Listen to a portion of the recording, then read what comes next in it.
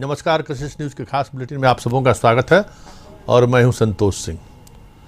चलिए खबर की शुरुआत बिहार के मुख्यमंत्री नीतीश कुमार के एक ट्वीट से करते हैं। देर से ही सही लेकिन मुख्यमंत्री ने अब ब्लैक फंगस को लेकर अपनी सक्रियता दिखाई है और उन्होंने कहा है जो खबरें आ रही हैं उनके ट्वीट के माध्यम से ये समझने की जरूरत है कि वो अब कह रहे हैं कि इसको गंभीरता से लेने की जरूरत है और सभी अस्पतालों में इलाज, इसका बेहतर इलाज कैसे हो, इस पर काम करने की शुरुआत की जाए। हालांकि जो ब्लैक फंगस का ट्रीटमेंट, लाइन ऑफ ट्रीटमेंट है, उसमें जिस इंजेक्शन की जरूरत है वो इंजेक्शन फिलहाल बिहार के अस्पतालों में उपलब्ध नहीं है। सरकार लाख दावे कर ले, अभी भी मरीजों को वो इंजेक्शन नहीं मिला है, जिस वजह से मौत का आंकड़ा लगातार बढ़ता जा रहा है। जिस तरीके से आप अगर कोरोना की बात करें तो सेकेंड वेव के शुरुआती दौर में जो स्थिति कोरोना का रहा, कमोबेश वही स्थिति ब्लैक फंगस का भी है और इसी तरीके से धीरे धीरे बढ़ रहा है। अब 400 के करीब पार मरीज हो चुका है, 3 दर्जन से अधिक मरीजों की मौत हो चुकी है और अब खबरें आ रही हैं कि ग्रामीण इलाके से भी इस तरह के संक्रमित मरीज पटना रेफर किए जा रहे हैं। 2 ही अस्पताल में इनका ट्रीटमेंट है, आईजीएमएस और एम्स में थोड़ा बेहतर स्थिति है, आईजीएमएस में उस तरह की स्थिति नहीं है। लेकिन अब देखना यह होगा कि इस मुख्यमंत्री की सक्रियता के बाद जो वैक्सीन को लेकर, सुई को लेकर जो समस्याएं हैं मरीजों के बीच, उसका क्या समाधान निकलता है, क्योंकि वही एक सुई है जिसके सहारे इलाज की जा सकती है। चलिए अब हम दूसरी खबर पर बात करते हैं। पटना साहिब के सांसद और केंद्रीय मंत्री रविशंकर प्रसाद कल ही देर शाम पटना पहुंचे हैं और आज बिहार के विभिन्न अस्पतालों का वो दौरा कर रहे हैं। एनएमसीएच पहुंचे हैं और एनएमसीएच में क्या स्थिति है, बहुत सही समय पर वो पहुंचे हैं।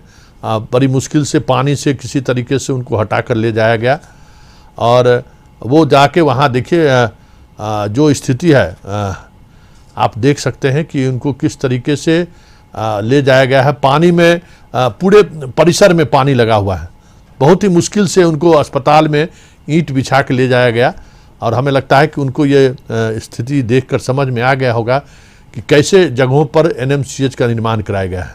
उनके जो सिक्योरिटी गार्ड हैं, आप देख रहे हैं इशारे जो कर रहे हैं वो कि कैसे उनको ले जाया जाए।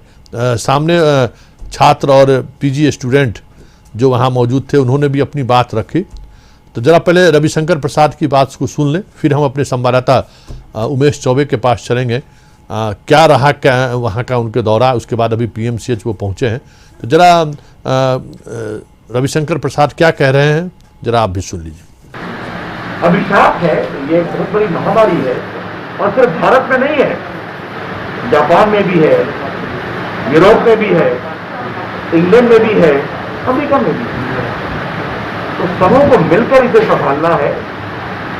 आज एक अच्छी खबर ये है कि भारत सरकार, प्रदेश सरकार के प्रयासों से आज देश भर में कोरोना का रिकवरी 86.5% हो गया। पोलियो का टीका लगा था तो वो अभियान कितने साल चला था, मुझे बताइए आप? सालों चला था ना? बता डॉक्टर साहब, कितने साल चला था पोलियो? काफी नहीं चला था, बताइए। 95 से शुरू हुआ, थैंक यू डॉक्टर, और 2011 में समाप्त हुआ। तो यहाँ हम लोगों ने, नरेंद्र मोदी ने पूरा संकल्प किया है कि सितंबर अक्टूबर तक देश में 200 करोड़ से अधिक कोरोना की वैक्सीन तैयार होगी। 27। चलिए हमारे साथ उमेश चौबे जुड़ चुके हैं, जरा हम चौबे जी से जानना चाहते हैं। चौबे जी, कैसे मंत्री पहुंचे अस्पताल? देखिए, काफी लाव लश्कर के साथ ये रविशंकर प्रसाद पहली बार अपने संसदीय क्षेत्र में आए हैं लॉकडाउन के बाद, क्योंकि इनको लोग खोज भी रहे थे कि हमारे सांसद है कहाँ। लेकिन जो आने की जो उनकी जो वजह रही है, काफी शिकायतें के बाद वो पहुंचे हैं और पहुंचने के बाद काफी मशक्कत के बाद काफी दूरी बनाकर, क्योंकि इन्हें काफी डर था कि कोरोना का जिस तरह का भयावह स्थिति बना हुआ, खुद ही परहेज इतना कर रहे थे कि काफी दूरी बना कर चल रहे थे, लोगों को अपने पास फटकने भी नहीं दे रहे थे।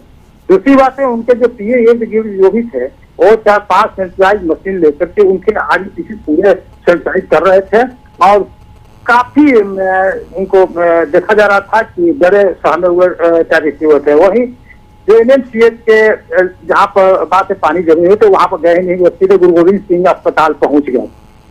वो बाहर से ही जाते समय उन्होंने देखा है, सब देखते हुए वो आगे निकल गए, क्योंकि वहां जाने के बाद सारे लोग इनको घेर लेता। वही राजद के काफी लोग वहां इकट्ठे हो गए और मांग पत्र उनको दिया, लेकिन उनका विरोध यह था कि खुल कर जो बात होनी चाहिए थे वो बात हम लोग से नहीं की है, उसका विरोध उन्होंने किया।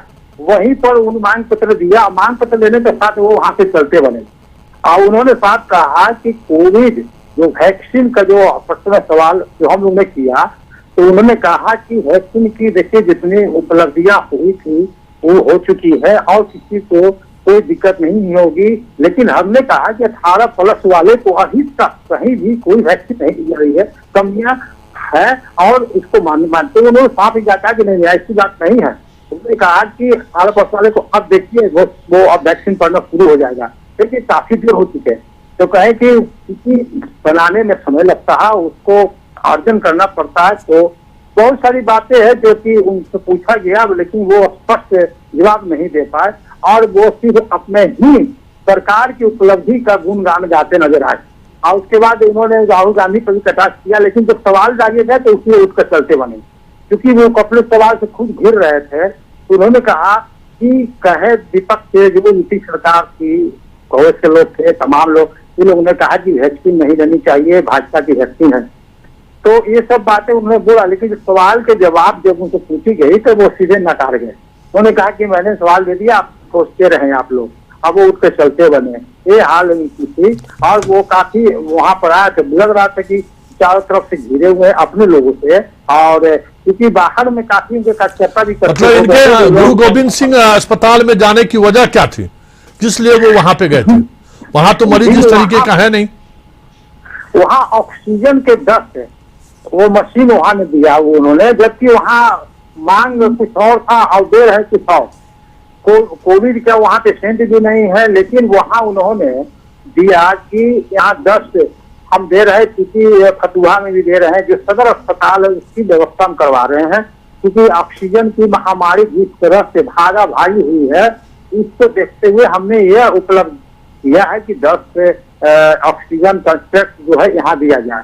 तो इसी के तहत वो आए थे और वो आए और वहाँ 10 से कहीं बोला टाटा से और कहीं सबने डिमांड किया, उन लोगों से मांगा गया, बोकारो से मंगवाया मैंने और मंगवा के यहाँ पर भेजा और कई जगह भेजने की उन्होंने बात कही। चलिए बहुत बहुत धन्यवाद। हमारे साथ उमेश चौबे मौजूद थे और उन्होंने बताया कि किस तरीके से सदर अस्पताल में वो ऑक्सीजन की व्यवस्था सुनिश्चित कराने के लिए आए थे, जबकि कोविड अस्पताल में ऑक्सीजन को लेकर जो समस्याएं हुई उस पर फिलहाल वो कुछ भी बोलने से इनकार कर दिया। अब चलिए हम आपको DMCH ले चलते हैं, दरभंगा मेडिकल कॉलेज। वहाँ के ICU में बारिश के पानी घुस गया है। तमाम हॉस्टल्स, तमाम प्रिंसिपल के आसपास के जितने कक्ष हैं लेकर अब ICU में, अब आप समझ सकते हैं कि ICU में पानी का घुसना कितनी बड़ी बात है, कितनी बड़ी खबर है। और वो पानी ऐसा नहीं है कि वो पानी जो है सो बारिश की पानी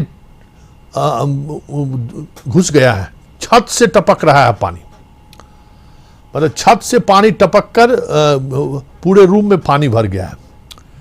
ये ICU रूम का देखिए, नर्सेज वहाँ बैठी हुई हैं और नीचे पानी देख लीजिए क्या स्थिति है। ये हमारे विकास का आधुनिक मॉडल है, इसको आप कह सकते हैं कि मॉडल है, जहाँ जिम्मेवारी कुछ नहीं है, काम करोड़ों का होता है।